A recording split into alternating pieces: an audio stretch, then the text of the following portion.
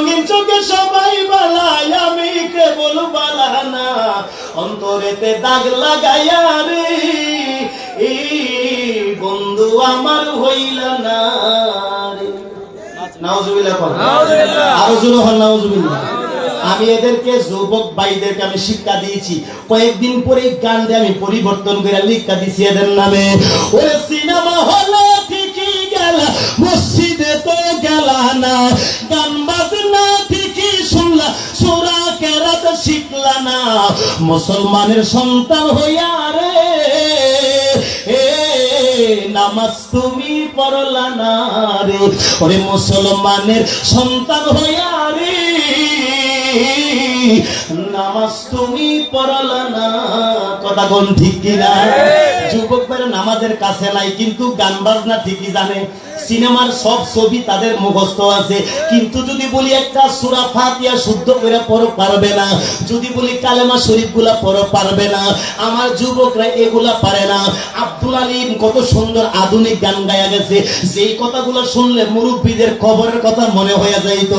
পরের জায়গা পরের জমি ঘর বানাইয়া আমি রই, আমি তো সে ঘরের মালিক নই, আরে নই রে আমি তো সে ঘরের মালিক নই। ঠিক কিনা বল? আরো যখন ঠিক কিনা? এই বাড়ি এলাকা, আপনাদের এলাকায় কত মানুষ আপনার বড় আব্বা মালিক ছিল, বড় আব্বা নাই, দাদা ছিল দাদা নাই, বাবা ছিল বাবা নাই, আপনি আছেন, আপনিও একদিন থাকবেন। জায়গা কিন্তু ঠিকই আছে, বুঝে গেল পরের জায়গা পরের জমি। এই জায়গা জমিন আমাদের নয়, দুনিয়া থাকবে। আমাদের আসল বাড়ির নাম কি বলুন? এই মাশাআল্লাহ জুড়ে বলুন, আমাদের আসল বাড়ির নাম কি বলেন? আমাদের আসল বাড়ির নাম হলো কবর। ওই আব্দুল আলিমের মা বলে, আব্বাজি তোমার জন্য দোয়া করে দিলাম, সারা জীবন আধুনিক গান লেখছো, এবার আমার মুস্তাফা নবী, নূরের নবী, রহমতের নবী, আমার মায়ার নবী, যেই নবী না হইলে তুমি আব্দুল আলিম হইতা না, যেই নবী না হয়ে তাহাতাস সারা থেকে আরশ আজিম পর্যন্ত আমার আল্লাহ কোনো কিছু বানাইতো না, যেই নবী না হইলে জান্নাত জাহান্নাম হইতো না। আমার দয়াল নবীর শানে একটা কাসিদা তুমি লেখো, আমি মা তোমার জন্য দোয়া করে দিলাম। আমার মদিনা চাইলে তুমি ফকির, তুমি পয়সা নাই টাকা নাই, আমার দয়াল নবী চাইলে ফকির মানুষও মদিনা যাইতে পারে কি পারে না? আরো জোরে বল, পারে কি পারে না? আপনাদের এই এলাকার এই নন্দরি হাড়ের মধ্যে আমার বাবাজিরা পয়সাওয়ালার অভাব নাই, কিন্তু বহুত পয়সাওয়ালারা মদিনার কাছেও যাইতে পারে। আবার দেখা যাচ্ছে রিক্সা চালায়, সুইপার, অটো চালায়, সিএনজি চালায়, একদম গরিব মানুষ মদিনায় প্রতি বছর একবারে যায়। সুবহানাল্লাহ বলবেন না? আরো জোরে বলবেন না সুবহানাল্লাহ? তাইলে পয়সা থাকলে মদিনা যাওয়া যায় না, অন্তরের মধ্যে ভালোবাসার দরকার আছে না নাই? রবীন্দ্রনাথ ঠাকুর লম্বা লম্বা দাঁড়িয়ে আছে, ইমান আসেনি। ভারতের মোহনমোহন সিংয়ের কত সুন্দর, আমার চেয়ে সুন্দর কইরা পাগড়ি পরে, আপনারা বলেন মোহনমোহন সিংয়ের ইমান আসেনি?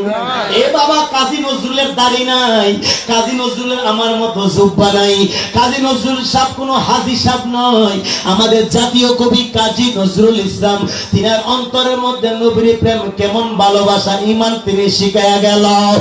আমি যদি আরব হতাম মদিনারি পথ,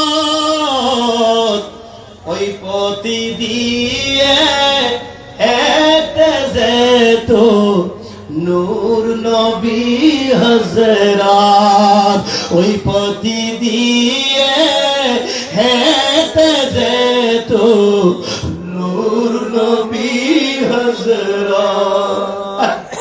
কাজী নজরুল ইসলাম কেমন প্রেম শিখাইলো বাবারে। দাড়ির নাম ইমান নয়, জুব্বার নাম ইমান নয়, টুপির নাম ইমান নয়, ইমান হলো লা ইমান আল ইমান লা মুহাব্বাত আলা।